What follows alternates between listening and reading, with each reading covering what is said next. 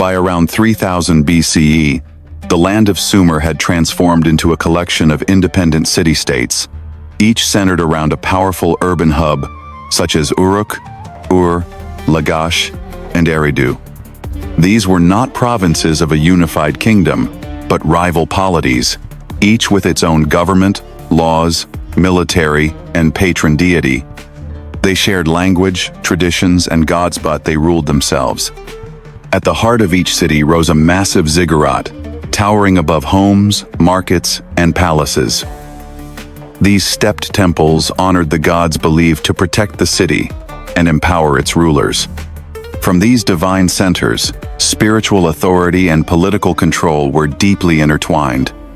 Each city-state controlled its own canals, farmland, and trade routes, making them both prosperous and fiercely competitive. Disputes over irrigation access and territorial boundaries were common. Sometimes they were resolved through diplomacy, other times through war. Out of this tension and cooperation, the Sumerian city-state emerged as a new form of political life, independent, sacred, and organized. For the first time in history, urban society was defined not just by its buildings or people, but by its ability to govern, worship, and endure on its own. As city-states grew in wealth and complexity, the old priestly councils gave way to a new kind of leader, the priest-king, known in Sumerian as ensí or lugal. These rulers held both spiritual and political power, acting as the living representatives of the gods on earth. Their authority wasn't just law, it was sacred.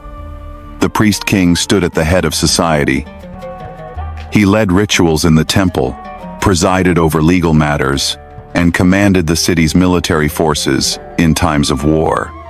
When floods threatened or enemies approached, the people looked to their lugal for protection, order, and divine favor.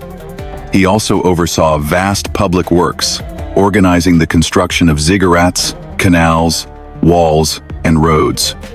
These projects unified the population, provided jobs, and increased food production through more advanced irrigation.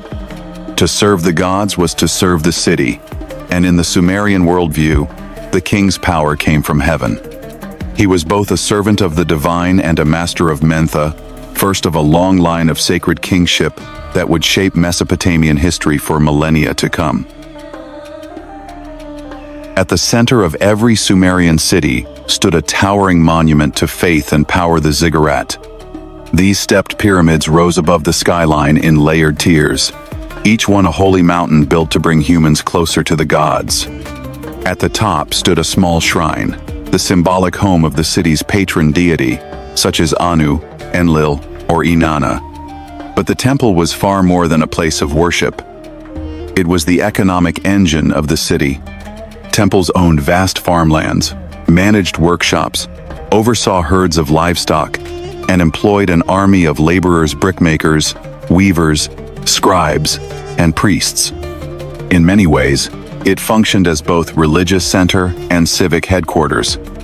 Offerings of grain, oil, and livestock flowed in daily, filling temple storehouses and redistributing goods to the people. Priests tracked resources, settled disputes, and performed rituals that were believed to keep the cosmos in balance. In Sumer, the temple was not separate from daily life, it was daily life. It gave order, purpose, and prosperity to the city it watched over. To serve the temple was to serve the god's hand. To serve the gods was to serve civilization itself. Around 3200 BCE, a quiet revolution took place in Sumer's system of writing emerged. What began as simple marks to track grain and livestock soon evolved into cuneiform, the world's first full script, etched with reed styluses into soft clay tablets. Writing was born from necessity. Temple officials needed to account for goods, workers, and offerings. Tokens and pictographs became symbols, and symbols became words. In the storerooms and archives of temples, scribes recorded the life of the city, contracts, inventories, tax lists, and more. But cuneiform didn't stop at administration. Over time, It became a tool for law codes, myths, prayers, and poetry. It gave voice to kings and gods alike, preserving their words across generations. To become a scribe was to join an elite profession. In temple schools called edubas, young boys trained for years to master the stylus. These men became the record keepers, accountants, and storytellers of their world. With writing, Sumerians no longer relied solely on memory or speech. They created something new, a permanent record of thought, law, and culture. With cuneiform, they ensured that their civilization would speak long after their cities fell silent. Beneath the towering ziggurats and royal palaces, Sumerian life followed a clear and deeply rooted social hierarchy. At the top were the nobles and priests, believed to be closest to the gods. They held land, administered temples, and directed rituals that shaped public life. Beneath them stood the scribes, merchants, and artisans, skilled and educated workers, essential to the city's economy. Scribes recorded laws and transactions. Merchants moved goods across vast trade routes. Artisans built homes, forged tools, and sculpted statues of kings and gods. At the base of society were the farmers, laborers, and slaves. These men and women provided the food, labor, and service that kept temples and cities functioning. Their work was hard and unending, planting, harvesting, hauling, and building day after day. Most jobs were hereditary, passed from parent to child. Sons of potters became potters. Scribes trained their sons to write. In this way, society remained stable, even rigid. From the palace to the plow, from golden shrines to muddy canals, every Sumerian had a place. And though their roles differed, together, they upheld a civilization that would shape the world for centuries to come. As Sumerian cities flourished, they became economic powerhouses not just through farming, but through interconnected trade networks that stretched far beyond Mesopotamia. While canals were essential for irrigation, they also became the arteries of commerce, linking city-states and allowing goods to move swiftly across land and water. Sumerian merchants organized caravans and expeditions that reached distant lands. Dilmun in the Persian Gulf, Elam in the east, the Levant to the west, and even the Indus Valley far to the southeast. From these regions came valuable materials.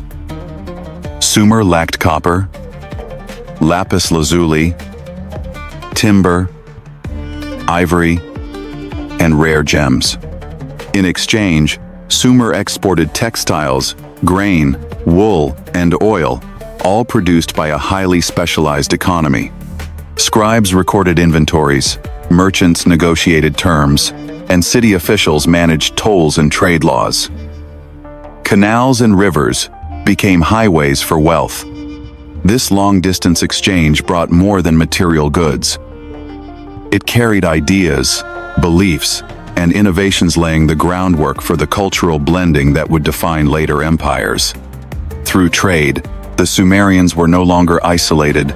City dwellers, they became global players in the ancient world. Beneath the shared language and religion of Sumer lay a world of competition and conflict. City-states like Uruk, Kish, Lagash, and Umma rose and fell in cycles of rivalry and shifting alliances. While canals connected cities and trade, they also became the front lines of border disputes and war. Access to farmland, water, and trade routes often sparked battles between neighboring states. Kings led armies of spearmen and chariot warriors into open plains, seeking to capture territory or defend sacred boundaries. At times, alliances were forged through diplomacy. Temples acted as neutral ground where rival rulers exchanged gifts or signed temporary peace. But not all conflicts were forgotten. Victories and treaties were recorded in writing and carved into stone.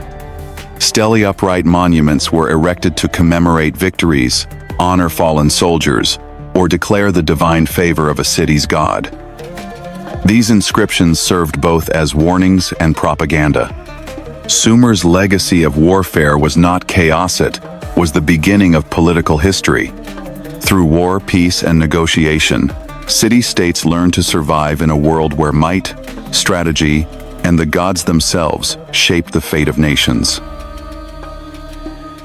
As Sumerian cities matured, their cultural life deepened. Temples became centers not only of worship, but of creativity and reflection. Priests and artisans crafted statues, reliefs, and hymns, honoring gods like Inanna and Enlil with both beauty and devotion.